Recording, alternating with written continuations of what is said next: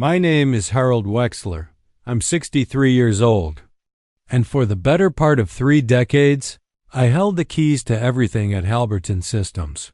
I was never a flashy man, never tried to be. But I was reliable, a kind of invisible backbone in a company that only remembered you when something broke.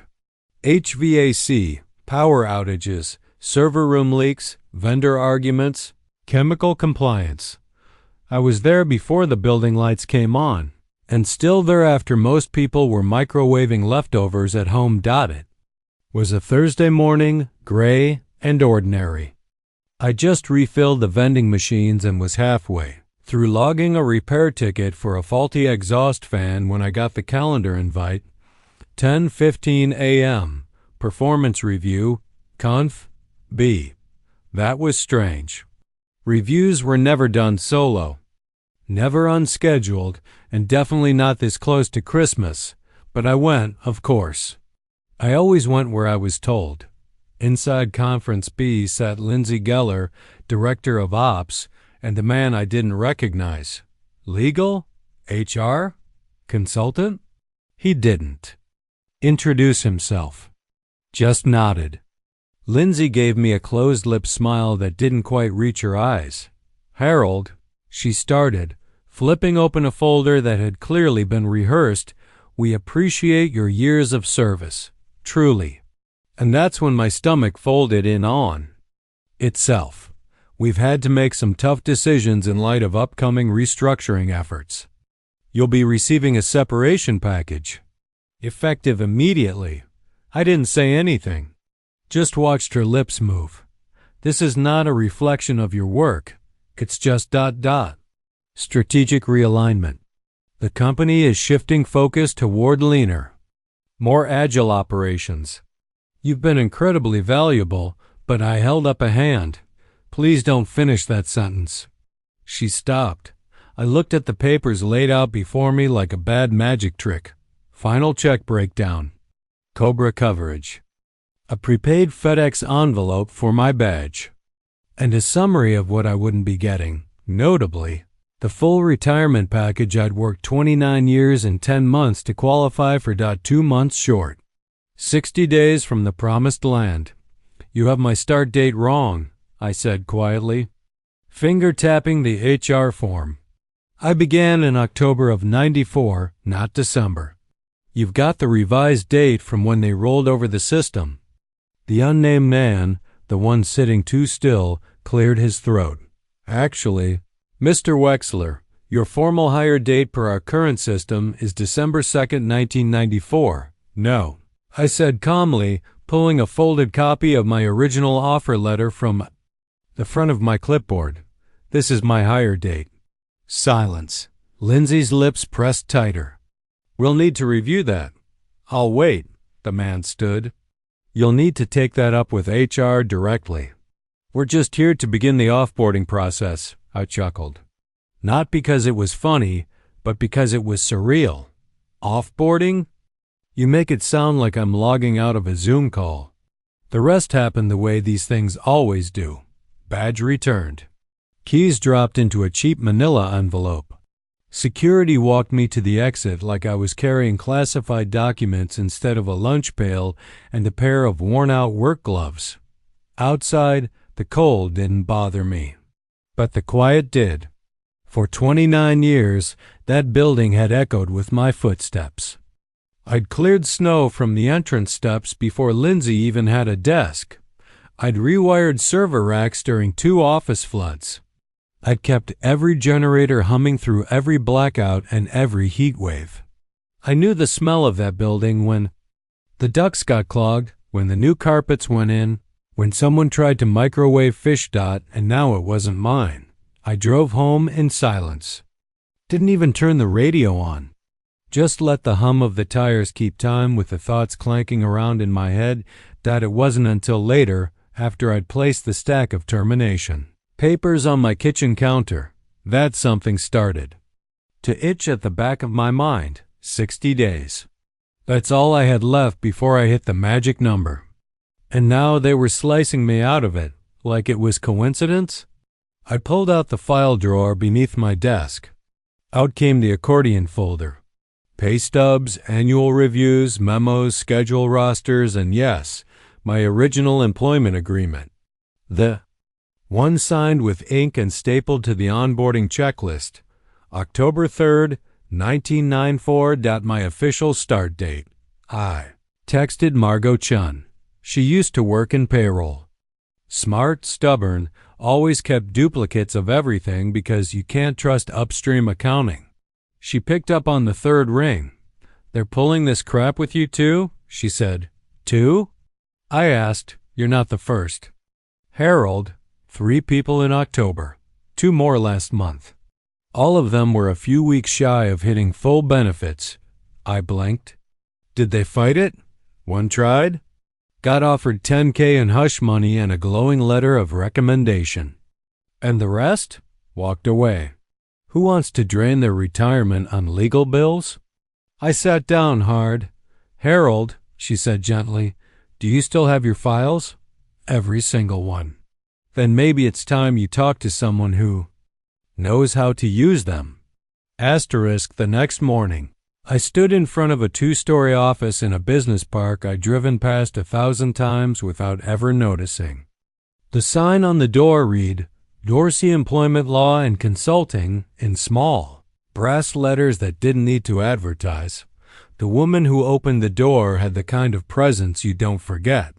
Slim, straight-backed, and all business. Her name was Elaine Dorsey, and she didn't smile, not until I handed her the folder. This everything? She asked. I nodded. She opened it and flipped through for about 15 seconds before giving me a look, the kind you only get from someone who's been doing this for 30 years and has seen worse. You've been set up, she said plainly. I figured, I replied. They're trying to strip you of pension eligibility by backdating your start date to after the cutoff. It's a standard move. Not legal, but common enough, especially in companies with aging staff and tight margins. I leaned back. You've seen this before? She placed the folder down and laced her fingers together. Harold, I spent 15 years inside corporate compliance departments before I went private. This isn't new. What's unusual is how sloppy they were. She tapped the front page of the file.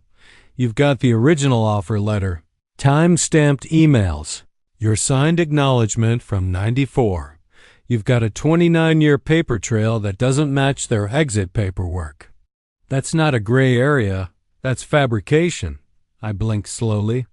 What can we do? She opened a drawer and pulled out a yellow notepad. First, you say nothing to them. No calls, no emails, no hint that you're fighting back. You let them think it's over. In the meantime, I'm going to file a formal inquiry with the Department of Labor. They've recently started flagging companies for this exact kind of pattern, strategic offboarding right before benefits mature. I hesitated. Will that go public? Eventually, but right now? It stays quiet. I swallowed. Will I have to sue?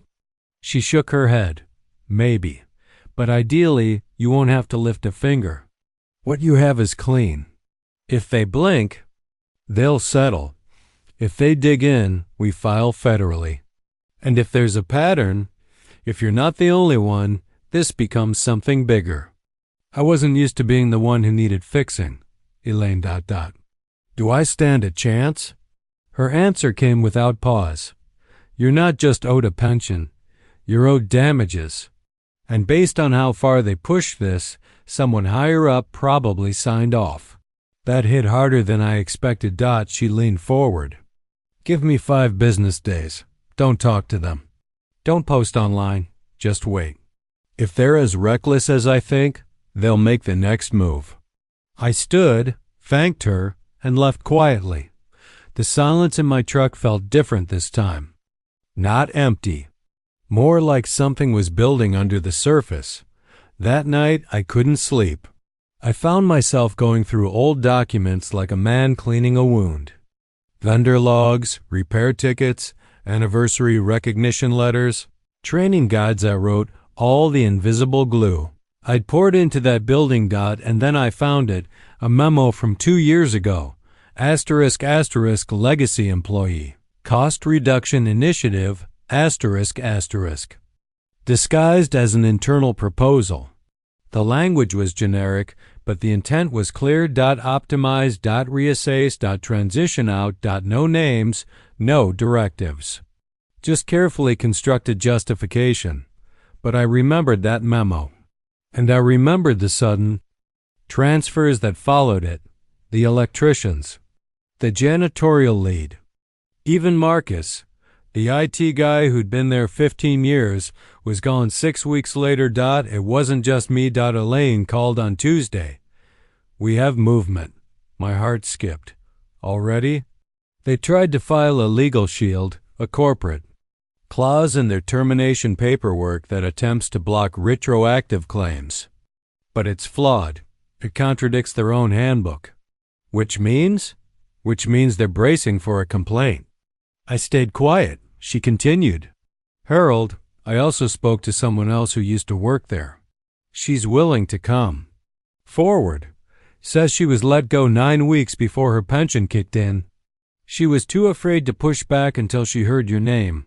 I sat down. She remembered me. She said you were the one who trained her when she was new. Told her which vendor to avoid for vac filters. That made me laugh bitterly. But it was something. Elaine wasn't done. If we get 3 more people, this could be certified as a pattern that opens the door to a class action. I hadn't expected that. I didn't mean for this to get big. It got big the day they printed your termination letter with a fake date. That night I took a walk. The streets were quiet, the air cold. I passed the school I used to fix boilers for, the diner that always ran low on hot water until I replumbed it in one afternoon for free. I'd always taken pride in fixing what was broken, in leaving things better than I found them. But this time, the thing that needed fixing wasn't mechanical. It was deliberate. And for the first time in my career, I wasn't walking into a broken room to patch it up. I was walking into a fight. By Friday morning. The phone rang. It was from a company line, but not Lindsay this time. The voice belonged to Ed Connors, the new HR lead who had joined 6 months ago from another firm. I'd only met him twice, once in a hallway. Once when the coffee machine overflowed and he stood there waiting for someone else to deal with it. Mr. Wexler, we noticed a discrepancy in your service file, he said with a vague stiffness, of someone trying to sound casual while holding a gun under the desk. It looks like your original start date may not have been entered properly into our updated system. I waited. Just let the silence stretch long enough to remind him I wasn't going to fill it for him. We're currently reviewing all employee records as part of a broader audit, he added quickly. Nothing urgent. We may just need you to sign a corrected acknowledgement for our records. And what happens if I don't? Another pause. I'm not authorized to say just ... HR housekeeping. Best to keep everything aligned. He was fishing. They were hoping I hadn't noticed yet, or that if I had, I'd settle quietly in exchange for a paper correction and a firm handshake. I gave him nothing. Thanks for the call, I said, and hung up. I texted Elaine immediately. She called back 5 minutes later, already furious. They're trying to lay groundwork. If they can get you to acknowledge the newer hire date, even in passing, they'll use it against you. I figured. This confirms they're nervous. Don't engage. The following Monday, Elaine filed the formal complaint with the Department of Labor. By Wednesday, she had confirmation that the case had been flagged for review. Not just because of the clear evidence, but because mine was the third pension-related. Termination reported from Halberton Systems in less than a year. They have a pattern, she said. And the department doesn't like patterns. I didn't feel victorious. I felt ... tired, but also more certain than ever. I didn't want headlines. I just wanted my time counted.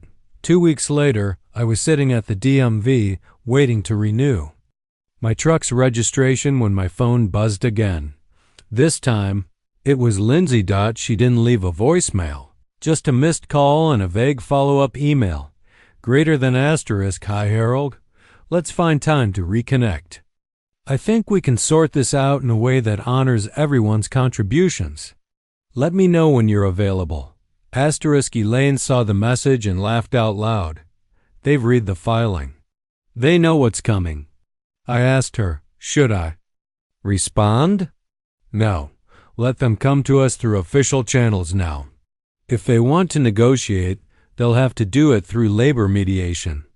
I stared at the screen for a while.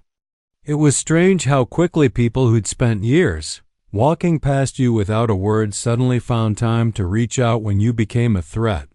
On a cold Tuesday in January, I found myself standing outside the Regional Department of Labor. Office. 2 agents, 1 plain room. A recorder in the center of the table and a legal pad beside it. The younger of the two asked me to walk through my career, not just the dates, but the events, the milestones, the promotions, the shifts in management, the patterns I'd noticed over the years, who left quietly, who got shuffled around departments before disappearing. I told them about Maria Gutierrez, who'd run admin systems until she was let go 6 weeks before her benefits matured. About Leonard in facilities, who was restructured after 26 years of service. And then I showed them the memo. The one I'd found weeks earlier, the legacy cost management document disguised as a policy draft. They took photos, asked follow-ups, nodded without revealing anything, but as I packed my folder, the older one leaned forward. We've had our eye on Halberton for a while, he said. You might have just given us the missing piece. Elaine's next call came 3 days later. They're offering a settlement. I froze. What kind of settlement? Restored pension, full retroactive credit, health care coverage, and $25,000 as a good faith resolution, I scoffed. That's less than 1 year of what they're trying to withhold.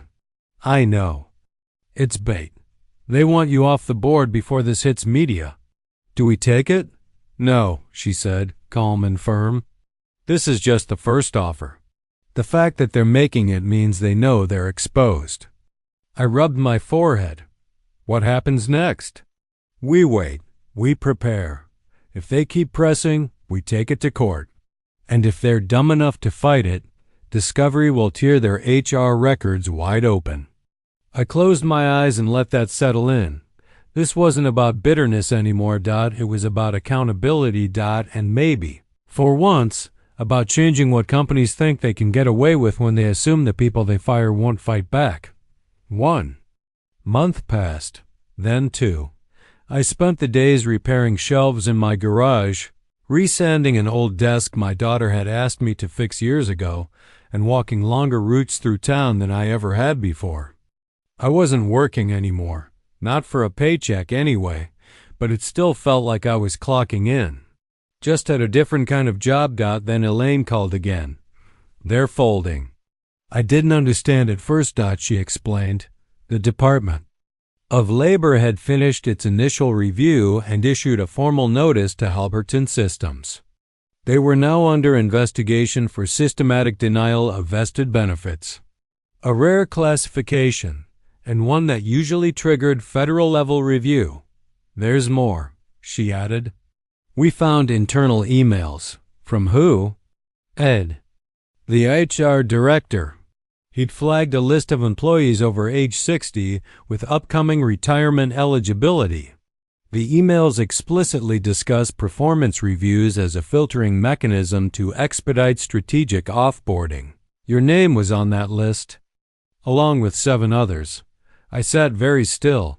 How did you get that? Whistleblower.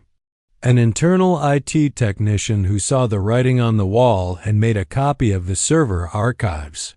He came forward after he saw the news that the department was involved, said he couldn't stomach being complicit.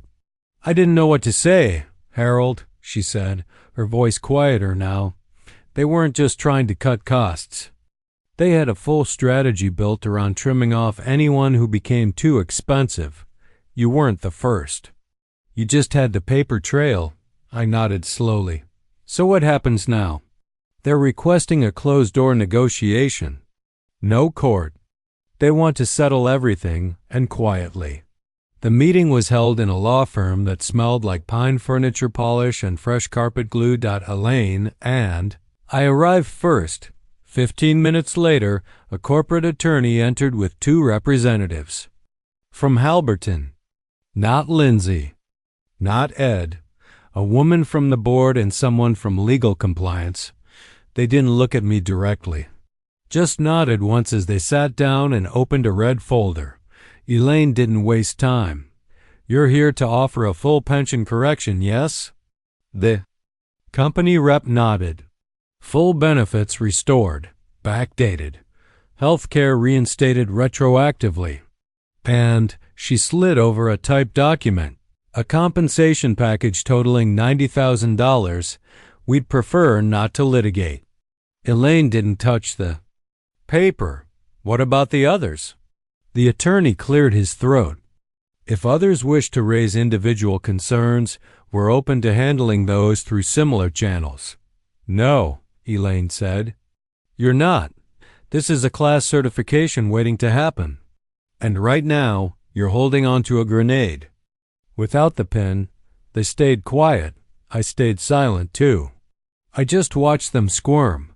People who'd never worked a boiler room at 3 a.m. or fought with corroded duct fans in mid-July. Elaine continued. This isn't about one man anymore. It's about a calculated policy designed to defraud senior employees. So you're going to do better than this. Much better. The negotiation lasted 42 minutes. When it was over, we walked out with a verbal agreement.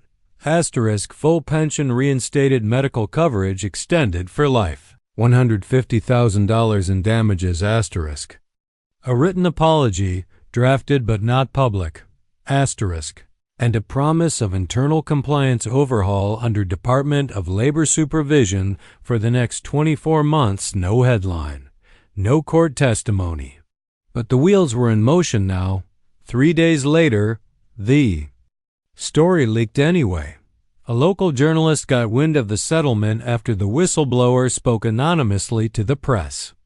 The headline was clean and sharp, greater than retired tech manager quietly triggers federal oversight at Halberton Systems.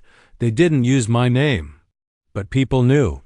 I got 2 voicemails that day, both from former coworkers. One said, I always wondered what happened to Maria. Now I know. The other just said, thank you. That night, I sat on the back porch with a coffee cup in one hand and the settlement letter in the other. I didn't feel triumphant, just relieved, like someone who'd carried weight too long and finally set it down. Elaine called the next day with one final update. Halberton's board has voted to replace Ed and Lindsay. They're bringing in outside investigators to review all termination files from the last 10 years. I exhaled through my nose. Took them long enough. You did what most people never do, she said. You stayed ready. And she was right. All those years of keeping documentation, saving memos, not throwing away the little things. It wasn't paranoia. It was preparation. Because in the end, loyalty isn't rewarded by hope. It's protected by proof. The following week, I got a letter in the mail. Official Department of Labor stationery. Gold seal at the top. It confirmed the investigation was now closed. The terms of my settlement were officially recorded. Compliance actions at Halberton Systems had begun. The company had already reinstated benefits for 4 other former employees. 3 more were under review. At the bottom of the page, it said, this case may be used as reference precedent in future federal employment benefit disputes. I set it on the kitchen table and just stared at it. Not out of pride. Just stillness. After nearly 3 decades of labor, no one noticed unless it broke. My name, or at least my case, would be written into a system that once tried to erase me. A week after that, I got a knock at my door. It was Marcus, the old IT guy. We hadn't seen each other since the Christmas party in 2016. He looked tired, but sharper, more grounded. He held up a small white box. "You kept me on the list," he said. I didn't follow. "For the class filing," he clarified. "Elaine reached out, said you gave her my name." "I didn't even know I had a case. Just thought I'd been cut loose in a reorg." I nodded slowly. "You weren't. We talked for a while. Not about the case. Just about the building. The people who came and went. The way that company grew from 2 rented floors to an entire industrial campus, and how we both knew where every power junction box still hid behind those walls." Before he left, he handed me the box. "I found this cleaning out the server room. Thought you might want it." Inside was a dusty nameplate. My name, Harold Wexler, Operations Lead, etched in brushed aluminum. The last one before the titles changed to things like Workplace Systems Integration Officer. It weighed less than I remembered. Some time passed. Life returned to a slower rhythm. Morning started later. Tools stayed in their drawer a little longer. I wasn't on anyone's schedule now but my own. I built a bench for the garden. Fixed up a neighbor's porch swing just because I had the time. Started visiting my daughter more. She just had her second child, a boy named Thomas, who looked up at me like I'd been there his whole life. I wasn't rich, but I was free. I didn't take a dime of the settlement money for 2 months. Not out of bitterness, just caution. When you spend your life fixing broken things, you learn to leave the patch alone until it sets. Eventually, I moved some of it into a trust for the grandkids. Put the rest into a low-risk fund and forgot about it. The pension checks came on time now, exactly when they were supposed to. No delays, no fine print, just what I'd earned. Then one morning, I got another letter. This one came from someone I'd never met, a man named David Brunner. Apparently, he was a maintenance supervisor at a logistics firm in Indiana. He'd read the article that referenced my case and had reached out through Elaine's office. His letter was short. Just a few lines, greater than I'm not sure if you'll read this, but I wanted to say thank you. I'd been scared to file anything. HR kept changing my dates. When I heard what happened with your case, I found my old offer letter too. I've started the process. I just wanted you to know. I did read it twice. Then I put it with the others, a small pile of notes I'd been keeping. Quiet thank yous. Short updates. People I'd never met, who had decided not to disappear quietly after all. I didn't think of myself as a whistleblower. Still don't. All I did was keep the paperwork and make a phone call. Elaine did the rest. The system, surprisingly, did its job. Justice showed up. Not fast, not loudly, but firmly. And maybe that's the most anyone can hope for. To be counted, to be heard before being erased, to have a record, not just on paper, but in principle, that you were here, and that it mattered. The old building, I heard they sold it last month. New owners, rebranded, fresh logo, new coat of paint. All the signs of a company trying to forget its past. Let them try. Some things don't wash out. This morning, I opened my garage.